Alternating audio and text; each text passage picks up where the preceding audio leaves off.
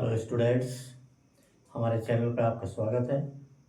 और आज हम ले रहे हैं एक्सरसाइज 2.2 यानी जो पॉलीनोमियल है उसका क्वेश्चन नंबर 1 और उसके भी पार्ट थर्ड एंड फोर्थ। इससे जो पहली वीडियो थी उसमें हमने उसके फर्स्ट 2 पार्ट सॉल्व किए थे, उन्हें देख लें। और आज हम लेंगे थर्ड और फोर्थ पार्ट। तो क्वेश्चन है, find the zeros of the following quadratic polynomial and verify the relation between the zeros and the coefficients। और हमारा जो थर्ड पार्ट है वो है 6x² -3 -7x। तो हमें पहले इस पार्ट में इसके जीरोज फाइंड करने होंगे और उसके जो दूसरा पार्ट है वहाँ पे जो रिलेशन है वो हमें बताना है। तो अब सबसे पहले पार्ट क्या होगा, एक तो हम इसे पॉलीनोमियल की फॉर्म में लिखेंगे, दूसरा इसे हम क्या करेंगे स्टैंडर्ड फॉर्म में लिखेंगे। स्टैंडर्ड फॉर्म क्या होता है, यानी जो एक्स वेरिएबल है उसकी जो पावर्स है वो डिसेंडिंग ऑर्डर में होंगी। तो अब यहाँ पे क्या आएगा, पहले मैक्सिमम पे आएंगे 6x², उसके बाद 7x और बाद में आएगा ये। अब ये जो क्वेश्चन था ये हमने स्टैंडर्ड फॉर्म में यहाँ पे लिख दिया है। अब पहला पार्ट क्या है, इसके फैक्टर्स यानी जो जीरोज है वो हमें फाइंड करना है। मेथड कौन सा होता है, स्प्लिटिंग द मिड टर्म, यानी जो मिड टर्म है उसे 2 पार्ट में हम लिखते हैं। उसे लिखने का मेथड क्या है, बहुत इजी है। जो भी वेरिएबल की हाईएस्ट पावर है यानी x² उसका कोफिशिएंट और कांस्टेंट दोनों की मल्टीप्लाई करेंगे। तो यहाँ पर आता है 6 और 3। 6 × 3 = 18। अब इसके हम ऐसे 2 पार्ट करने हैं जिनका सम या डिफरेंस 7 आ जाए। तो पहले हम क्या करेंगे, ये प्राइम फैक्टर्स। अब 18 के क्या होते हैं, 2, 3,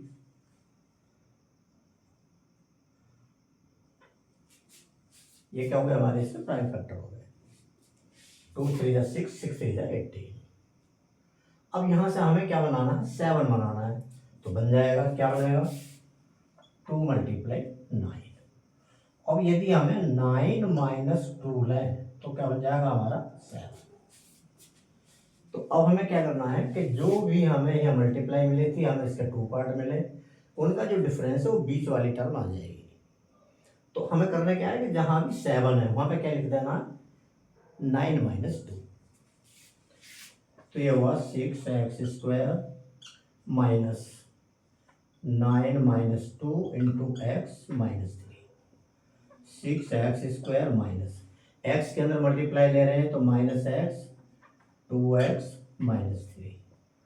6x², अब माइनस के अंदर मल्टीप्लाई करेंगे तो साइन चेंज हो जाएंगे। तो ये पॉजिटिव है, ये तो हुआ नेगेटिव, और जो नेगेटिव हो गया पॉजिटिव, और ये हमारा। तो अब ये जो बीच वाली टर्म ये 2 पार्ट में यहाँ पे हो गई है। फिर वही मेथड होता है क्या, जो फर्स्ट 2 पार्ट है उन्हें एक साथ लेंगे, सेकंड 2 पार्ट एक साथ लेंगे। यहाँ पे एक तो x कॉमन आएगा, दोनों जगह आ रहा है, और जो 3 और 6 में डिवाइड करता है 9 भी, तो जो कॉमन आएगा वो होगा 3x।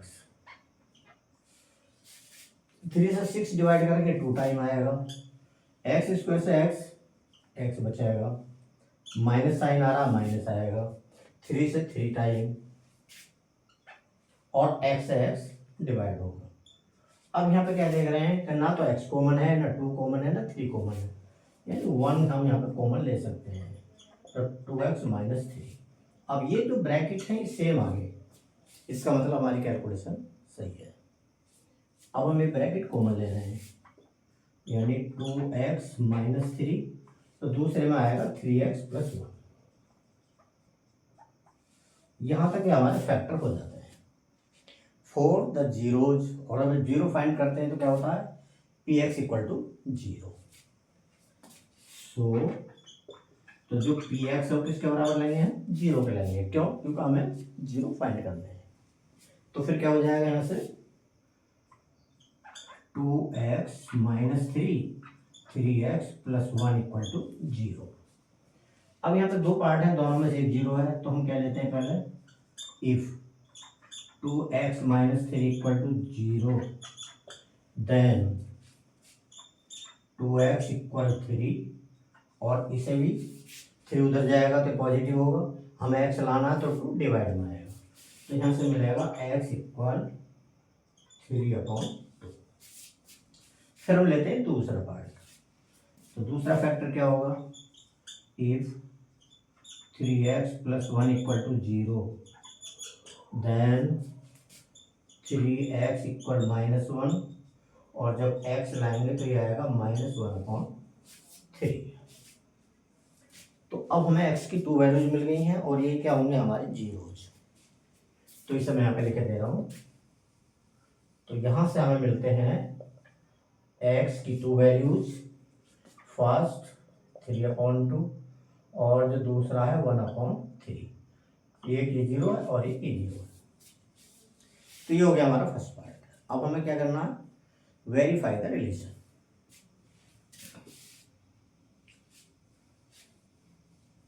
जो वेरीफाई करते हैं तो फिर क्या होता है, हमें पिछली वीडियो में भी हमने बताया हुआ है, तो हम यहाँ पे 2 मेथड यूज करते हैं। अब 2 बता रहे हैं, जो भी तुम्हें अच्छा लगे उसे अप्लाई कर लेना। तो पहला होता है सम of the zeros.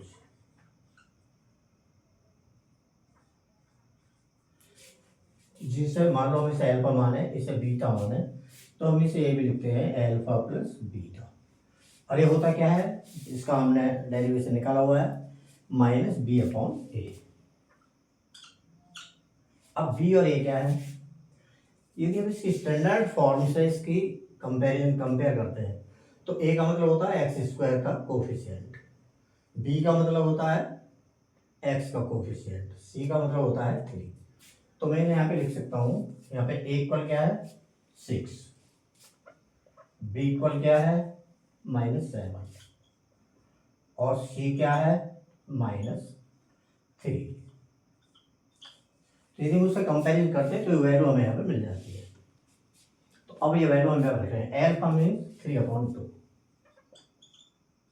Plus -1/3 equal में आएगा -b, और b की यहाँ पे लिख दो वैल्यू -7/6।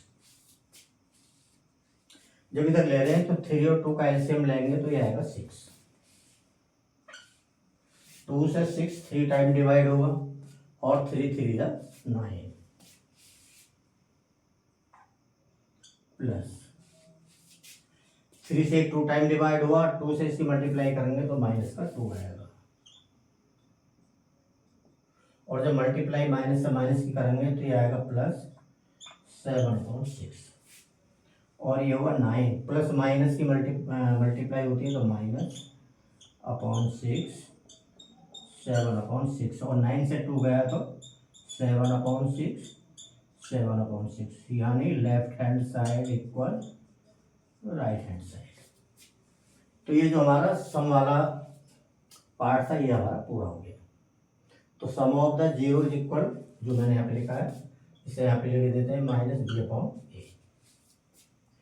तो ये था हमारा जो पहला मेथड है। दूसरे में क्या करते हैं, हम एक साइड लेके चलते हैं, दूसरे के बराबर सोल्व कर लेते हैं। तो जैसे हम यहाँ पे लाएंगे तो क्या बनेगा,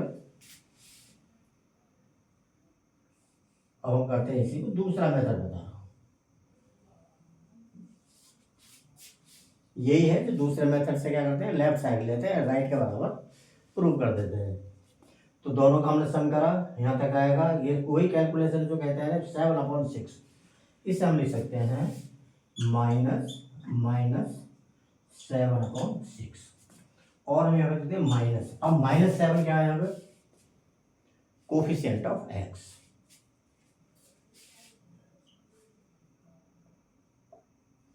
तो ये हुआ minus coefficient of x upon, और 6 क्या है यहाँ पे, कोफिशिएंट ऑफ x²।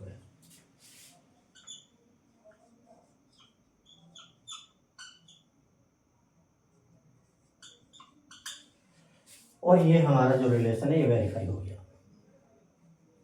अब हम लेते हैं इसका दूसरा पार्ट, यानी प्रोडक्ट ऑफ द रूट्स। दूसरा पार्ट है प्रोडक्ट ऑफ द जीरोज या रूट्स, और ये होता है C/A।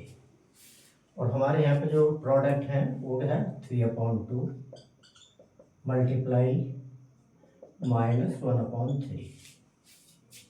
जब यहाँ पे कंपेरिजन करते हैं तो C आ रहा है हमारा -3, यानी ये वाला पार्ट, ये हुआ -3 और A का मीन्स 6।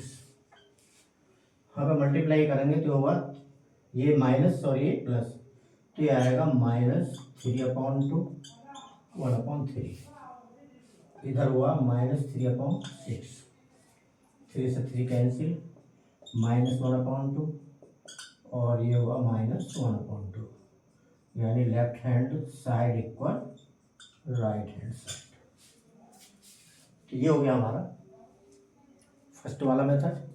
दूसरे में क्या है, एक साइड लेके चलते हैं, दूसरी हम प्रूव कर लेते हैं, तो यही सब हो जाएगी। अब दूसरा करके दिखाते हैं।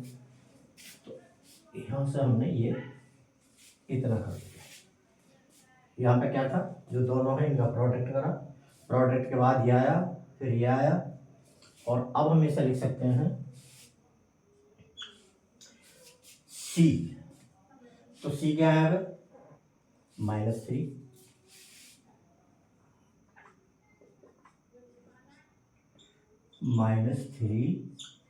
अपॉन, और A का मतलब होता है 6, यानी वैल्यू वही होगी 1/2। तो इसे भी सोल्व करेंगे तो ये उतना ही आएगा। अब यहाँ पे लिख देंगे इनकी है क्या, तो -3 क्या है यहाँ पे, कांस्टेंट, अपॉन 6 क्या है, कोफिशिएंट ऑफ x²।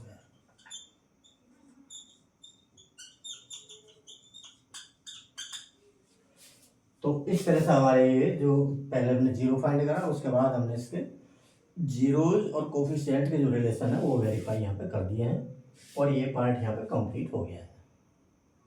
अब हम ले रहे हैं इसका नेक्स्ट पार्ट।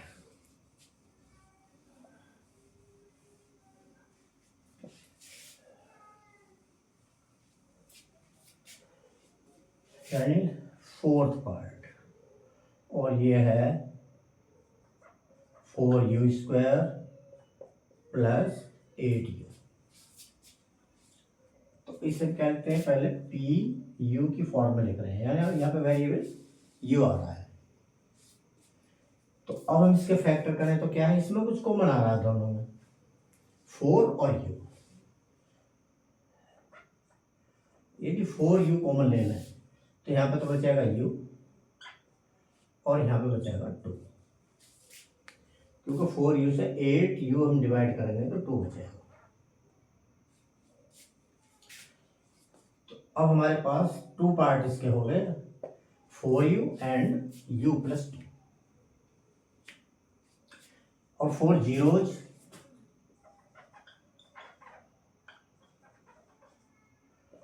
PU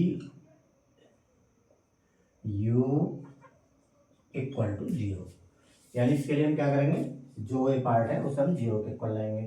तो यहाँ से हमारा क्या मिल जाएगा, ये मिल जाएगा 4u × u + 2 = 0।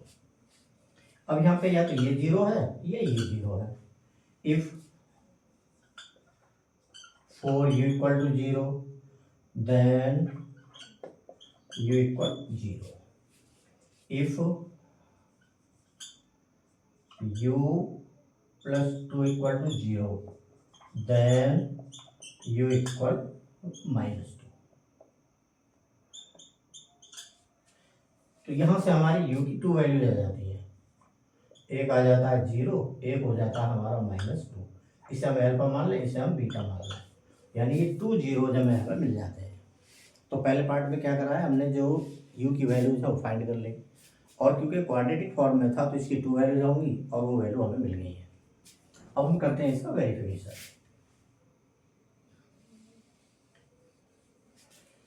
तो वेरिफिकेशन के लिए क्या है, जो हमारी दिया हुआ पॉलिनोमियल है उसे हम स्टैंडर्ड फॉर्म में लाएंगे। तो स्टैंडर्ड में क्या लाएंगे, 4u² 8u + 0, क्योंकि कांस्टेंट वहाँ पे नहीं है।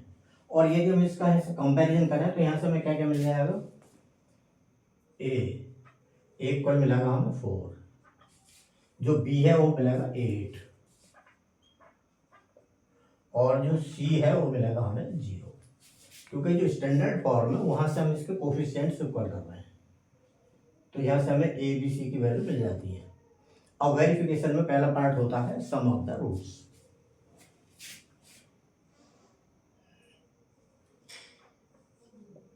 या जीरोज,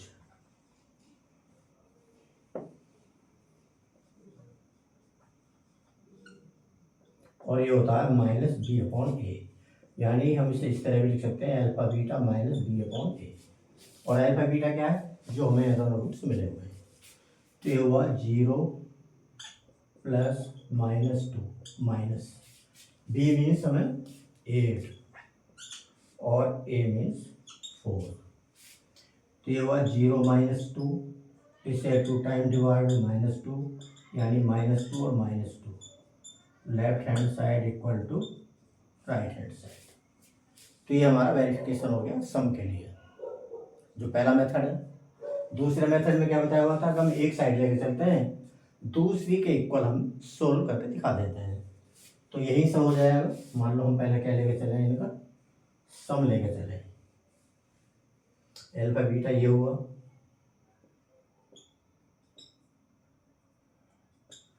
अब हमें इस फॉर्म में लिखना होता है -2, और -2 होता क्या है, माइनस बी अपॉन ए। तो अब यहाँ पे b क्या है, 8,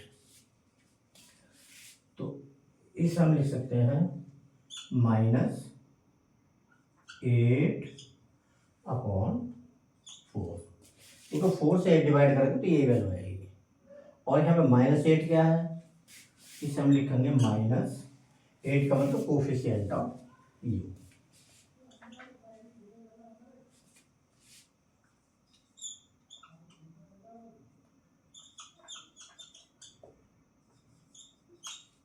अपॉन 4 का मतलब है कोफिशिएंट ऑफ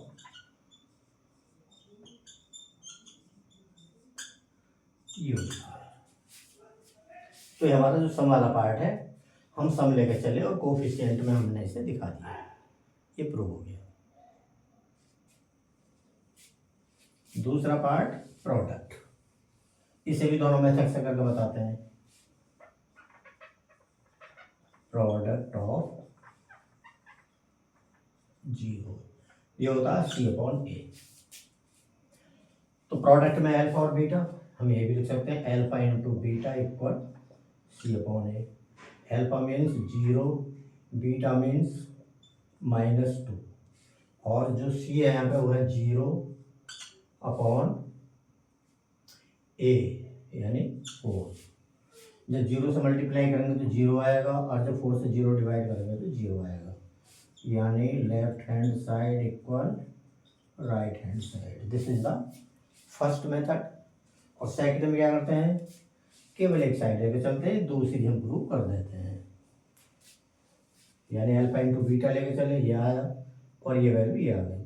और फिर हम इसे क्या लिख सकते हैं, 0 अपॉन 4, और इसमें फिर 0 क्या है, कांस्टेंट, और 4 है कोफिशिएंट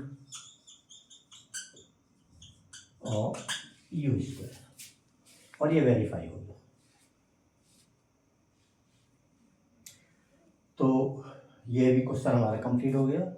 तो आज हमारे 2 पार्ट थे जिन्हें हमें सोल्व करना था, और ये हमने दोनों सोल्व कर दिए हैं। और उम्मीद करते हैं बहुत सिंपल मेथड से बताए हुए हैं, 2 मेथड, जौन सा आपको इजी लगे वो सोल्व कर लें, और बहुत इजी है। और फिर भी कोई आपकी प्रॉब्लम हो, कोई बात समझ में ना आए, तो कमेंट में ज़रूर दें। और आपको कोई सुझाव इसमें हो तो हमें दें, आपके सुझाव के लिए हम हृदय से आभारी हैं। और आज के लिए बस इतना ही, धन्यवाद, थैंक्स फॉर वॉचिंग। और यदि वीडियो अच्छी लगे तो लाइक, शेयर और सब्सक्राइब जरूर करें। Thank you.